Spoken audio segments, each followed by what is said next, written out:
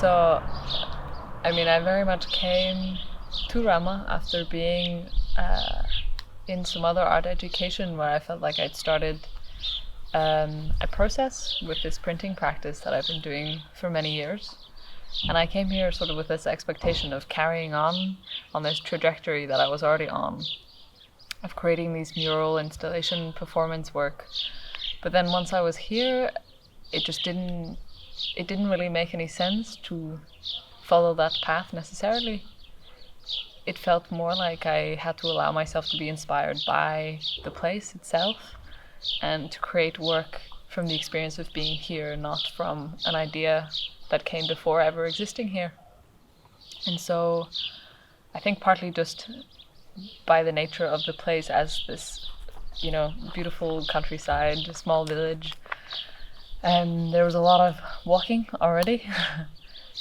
And then when I discovered the church and the fountain up on the hill, where this fountain had been built, where a farmer had found a spring with the help of an apparition of Mary to satiate during a drought, I felt really, really inspired to work with this location.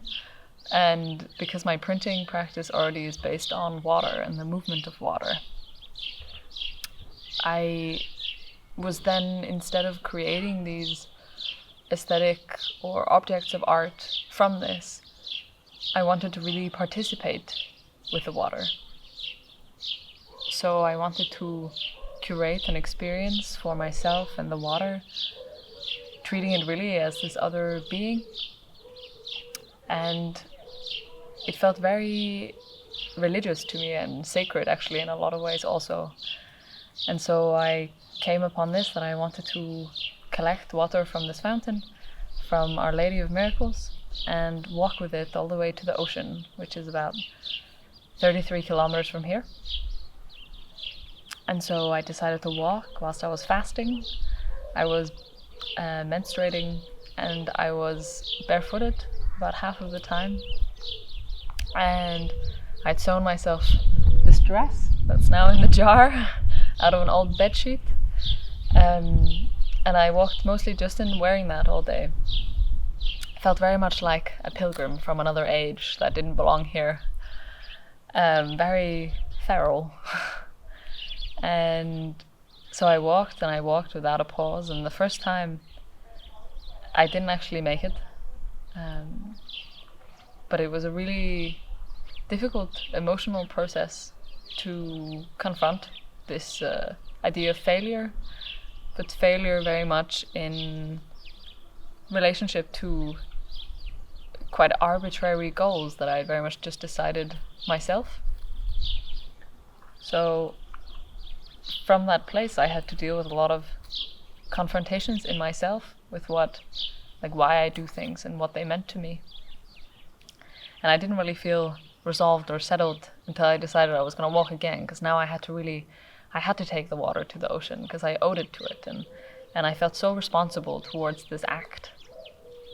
And so I walked again, this time with a little bit more direction than just following the sun. And I walked for 13 hours to get to the ocean, where I collected the big jar of water from the ocean after having poured the small jar into the sea. It was a really beautiful sunset, very red and bloody.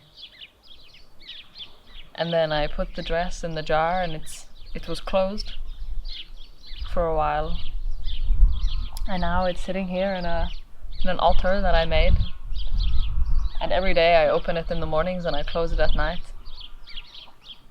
And I've been trying to let the water evaporate. Now here I'm kind of letting the water evaporate as an offering to itself almost, and trying to let it return back into the water cycle so that it doesn't remain stagnant. And really everything now for me, that my time is coming to a close, is very much about things being returned. Like the notebook that I had during the walk to note down my feelings, I'm currently in the process of tearing it down into tiny, tiny pieces to make it into compost, so that I can give it back to the earth and it can grow something and feed something other than myself. Just like this water is going to quench the thirst of something other than myself. But whilst it's evaporating, the salt is getting left behind, and I'm scraping it little by little so that I can collect it into the jar like the ashes of a body.